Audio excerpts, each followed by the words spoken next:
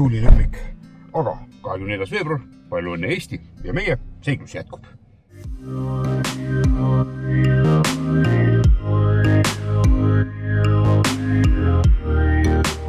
oleme nüüd jõudnud omadega Abjapalu ja selle siin paagi kütust täis ja tegelikult nüüd on vaja ära käia siin Laatris, mis on see pisike soolikas, mis siia Läti sisse ulatub ja see suures osas on ainult üks tee sinna, ots ringi ja tagasi.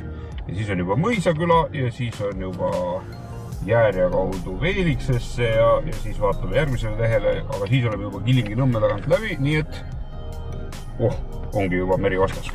Suurepärane. Nii, harjutus tänaseks nii, et mühiseb ja ega midagi. Tuld!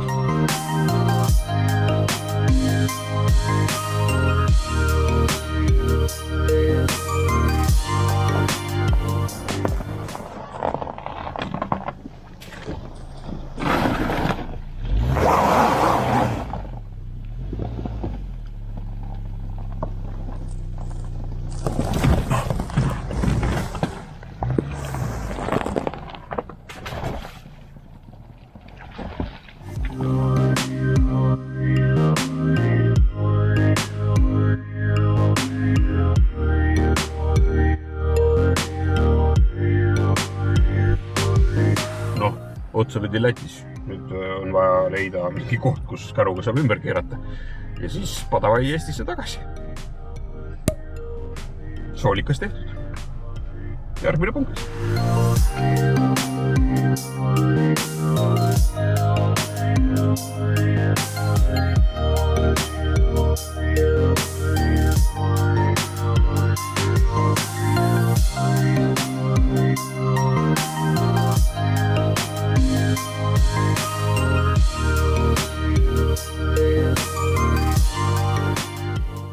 Et ei oleks ainult uhamine, siis jäime siin Nigula looduskaitseala juures seisma.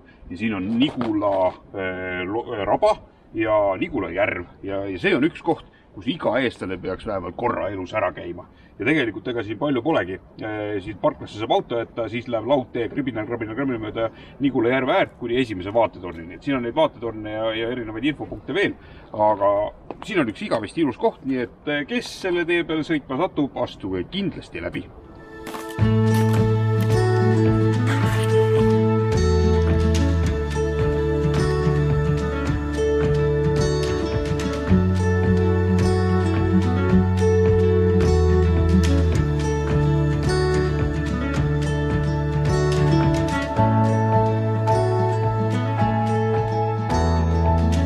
Veits rõve tuul on, aga muidu on väga hea.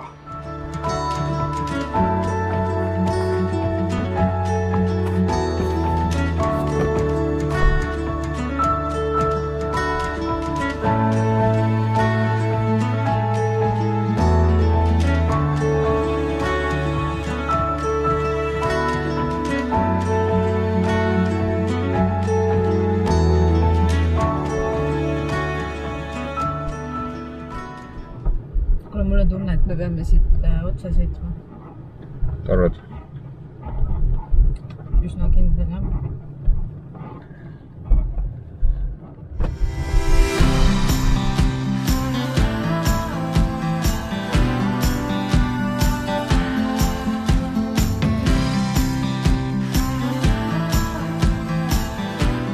Nõnna, 4. päeva lõunaks nii kui Sipsti Iklas.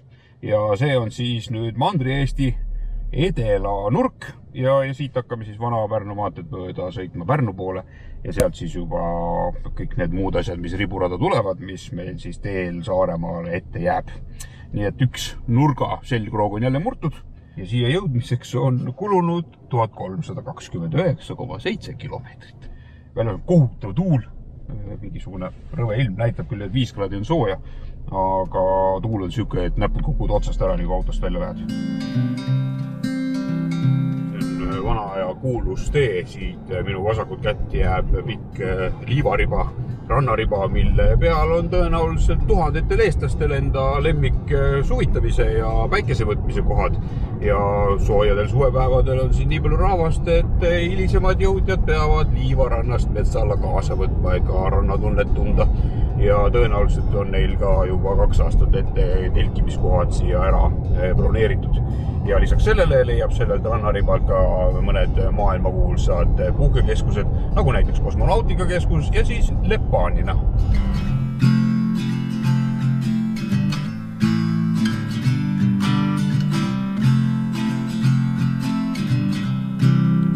Natuke puhub tuult siin Pärnu kandis.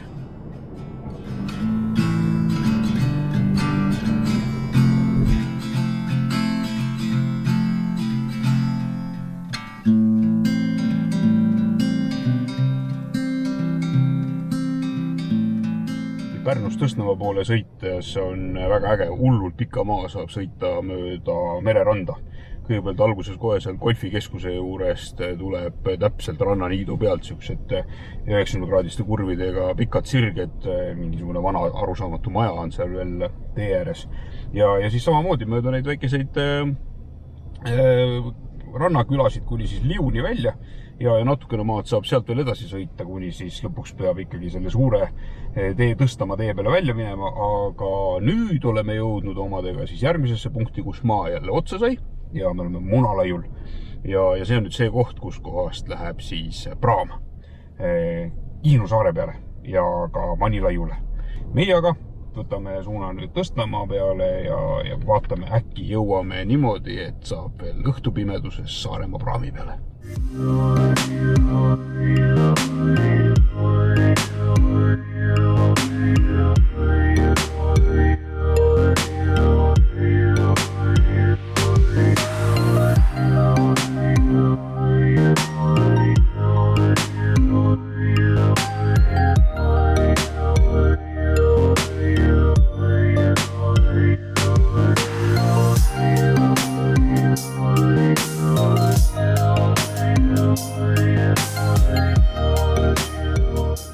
Eriti äge, Viru Arenguselts on teinud siia Vanaluubi puhkeplatsi ja jälle üks igavesti tore leid. Tuled siia, jääd viimasest praamist maha ja kus sa siis ikka selle asemel, et seal praamiparklas magada, tuled hoopis siia samasse kaunisse lõkkekohta.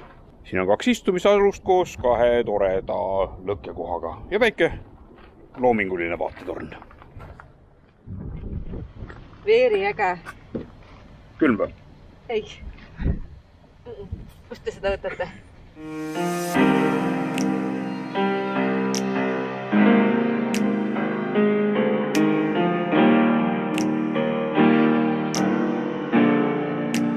Tere!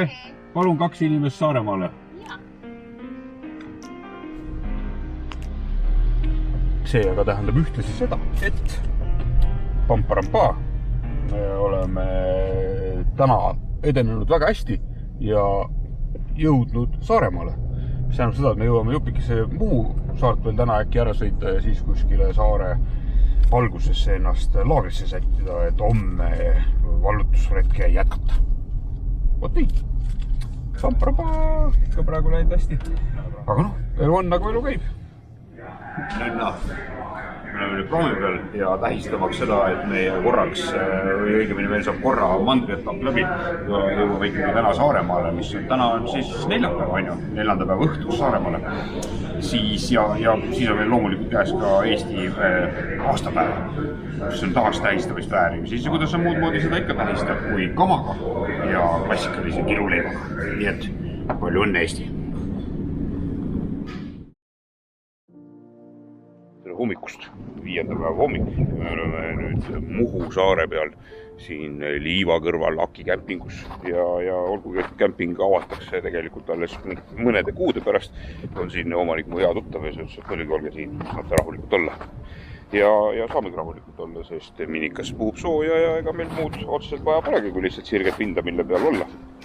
Ja täna ilm muidugi erakordselt kehva, sajab mingisugust võiks isegi öelda arusaamatut asja, aga ei hullu, küll ta päeva peale ära klaarib.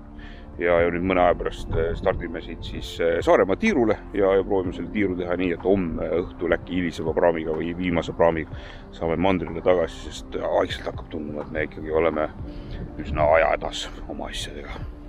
selles mõttes on äge, et meil on siin Minika katusel 150 vatti jagu päikesepaneele ja enne kui see sõit pihta hakkas, siis laadisin sõbra juures seinast akut täis ja nüüd me oleme tegelikult olnud 3 ööd siin kuudis maganud, nii et õhtust hommikuni soojendus huugab ja valgus põleb ja kõik need asjad, mis mugavaks eluks vajalikud on.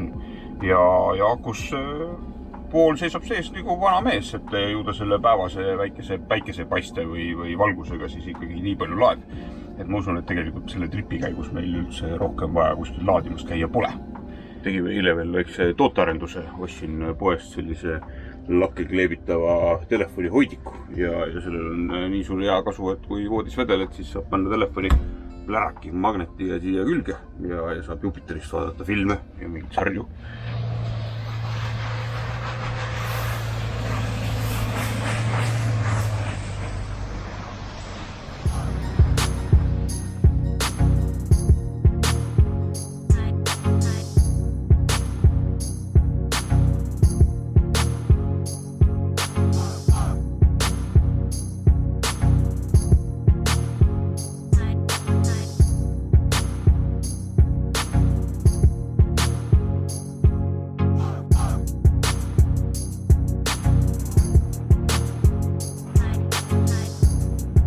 Nõnna, me oleme jõudnud nüüd Kübassaare poolsaarele ja see on siis põhimõtteliselt esimene tee saare peale jõudes vasakule, siis jälle vasakule ja siis õkva nii kaua, kuni maa otsa saab.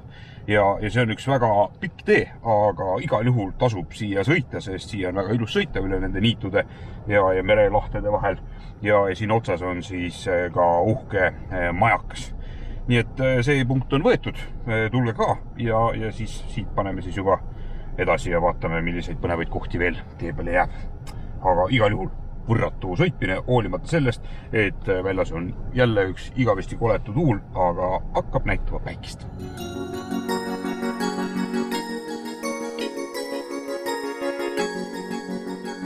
Saaremaaga on umbes samasugune lugu nagu Tallinnast hakata ida poole sõitma. Neid poolsaare tippe on nii palju, et tunnen nagu mingisugust dinosaurus sõidaks sakkide otsas. Ja tuul on ka nii rets, et ühesõnaga meil on siin pusimist kõvasti ja selle pusimise ja tuule tagajärjel on tekkinud olukord, kus meil hakkab kütus otsa saama ja seetõttu me peame nüüd enne Kuressaaret ühe poolsaare vahele jätma, kus on see murat seal peal. Et proovime siit nüüd jõuda Kuressaart tankima, laseme paagi täis ja siis juba kütame edasi. Nii et ühe sellise väikese möönduse peame sisse laskma, aga muidu me seal ka ära käiks, siis me sinna selle kütusega Kuressaarti küll välja jõuaks.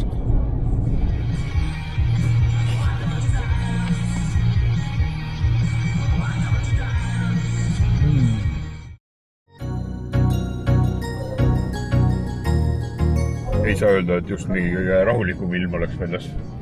Ja mine tea, kuidas see meie õhtust või vastu öist praamiga ülesõitu mõjutada võib, aga no ega ei teagi. Seiklus on selleks, et seigelda ja vaatame, mis saab. Igal juhul saab kindlasti põnev olema.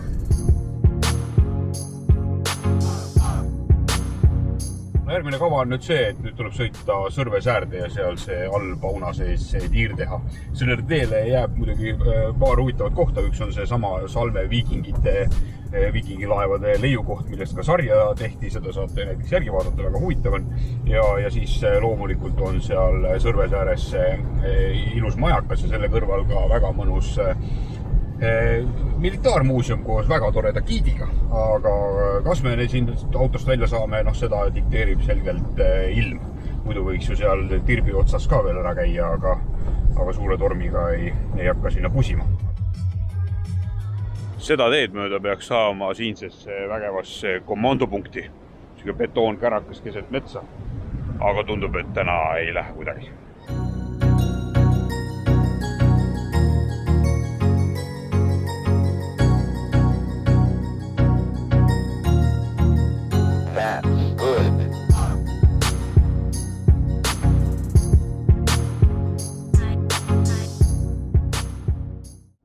Kui ma neid perforeeritud vanadest metallplaatidest, millest minu teada nõukaajal sõjaväel lennuväljasid tehti või maandumisradasid põldude peale, neid näen, siis mul kangastub esimesena kohe silme, et pilk Armeeniast. Seal olid näiteks sellised osavamad sepad teinud endal autovrakkidest aiad.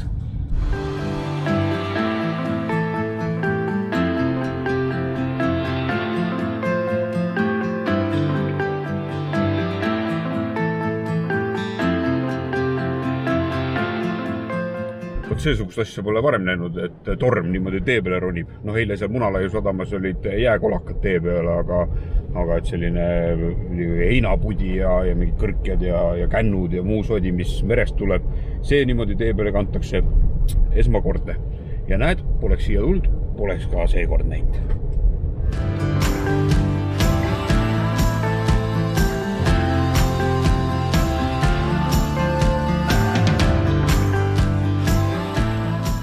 See on nüüd vist küll selline obstaakel, millest vist ei saa üle pussitud.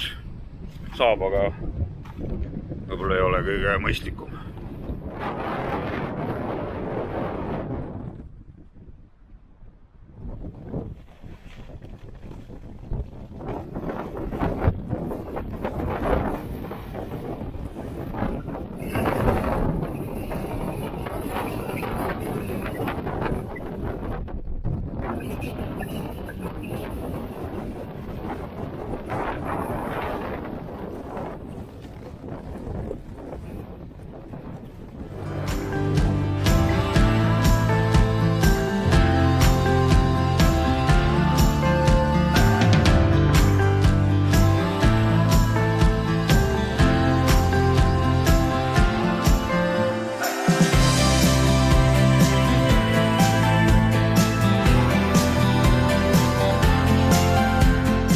Välja siit metsade vahelt Pitkanina sadamasse ja see on selles mõttes huvitav koht, et ma olen paari eelneva seikluse käigus üritanud seda kohta üles leida, et mul on mingisuguse internetipildi pealt mälestus, et selles sadamas pidi olema üks poolpõhjas laev ja siis mingisugune kraanamoodustis ja nüüd ma olen esimest korda elus jõudnud siia kohale ja siin ei ole neid asju, et nüüd on variant T2, üks on see, et ma olen ikka vales kohas või siis on kogu see taristu ja need laevad ja see asi kõik siit ära viidud.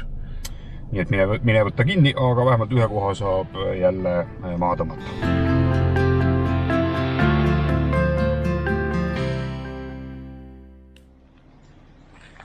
Eks ta natuke suur töö on väikese kirve jaoks, aga alternatiiv on siin kuskil metsa vahel ringi keerata ja hakata tagasi minema, aga võib muidugi proovida.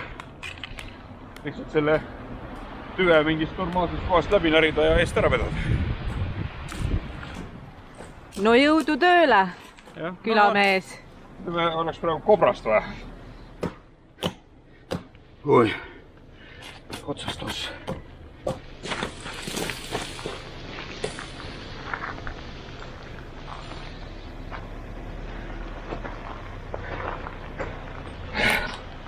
Edasi.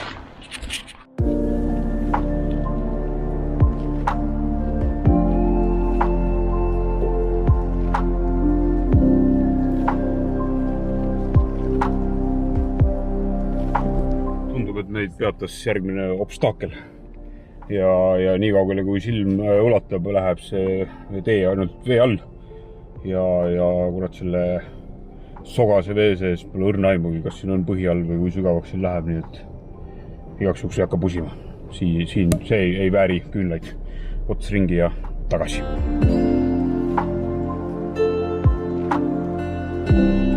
Ühesõnaga Saaremaale anti teise astme tormihoiatus ja see on siit juba suures osas raginaga üle käinud ja see tähendab seda, et kui siia tagaranna otsa saab tegelikult sõita ka neid ägedaid rannaäärseid teid, siis need on praegu metsavahelised kohad, on nii vett täis, et ei julge autoga läbi minna. Nii et polegi midagi teha, tuleb jälle käed tõsta ja tulla seda sõitma siia tagasi mingisugusel veidi kuivemal ajal, aga selleks, et Poolsaare tipp ikkagi kaardi peale saaks, siis käime mööda suurt teed selle tiiru ära. No midagi teha ei ole, lihtsalt üks auk on teise järgi ja kui juba üle poolest ange vett on, siis seal maal, kuhu julged minna, siis ja edasi näib veel sügavam, siis ei vääri. Pigem sõidame nii, et saab mõni teine päev veel sõita.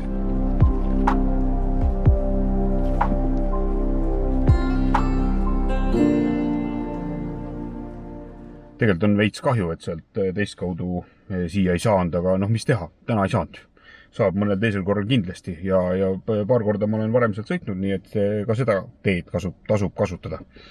Ja siia tasub ka tulla, sellepärast, et siin on uhke vaatetorn ja Estonia mälestusmärk, veel igasuguseid põnevaid asju, mida vaadata, natukene mingeid põnevaid kaevikuid ja kui siin metsades ringi luusida, siis leiab siit ka põnevaid asju, nagu näiteks Lenini pea.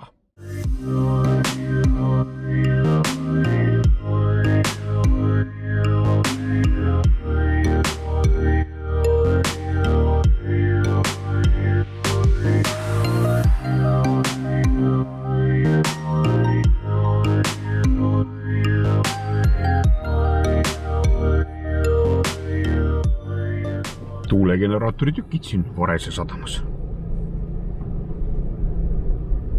Jälle tasus tulla.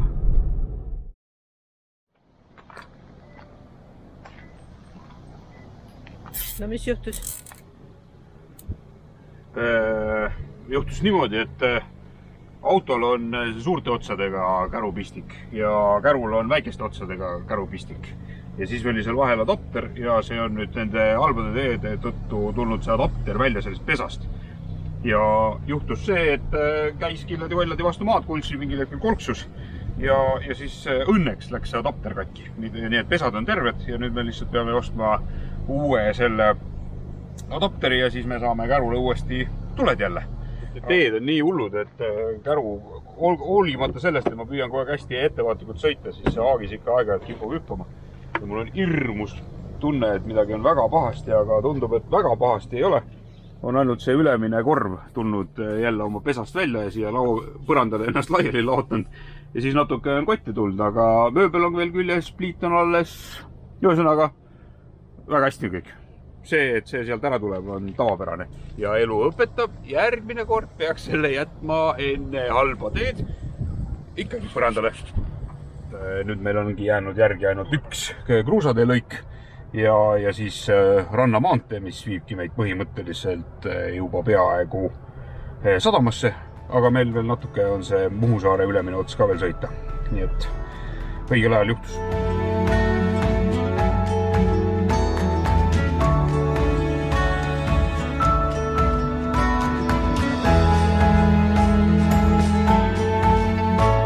Oli õnneks õige tükk olemas, polegi midagi, uus tükk külge ja siis peaks tegelikult nipuga kinni panema, et see rohkem sükest jama juhtuks. Aga nüüd saame tuled tagasi ja siis saab rahulikult ära sõita selle Muhu saare ülemise osa ja siis juba praami peale üle laagrisse ja homme siis juba hakata siis sinna Hiiumaa sadama poole murdma mööda kalda äärt. See on üks igavesti pikk sõitmine, aga ega muidu ei tea, kui ei hakka otsast tegema.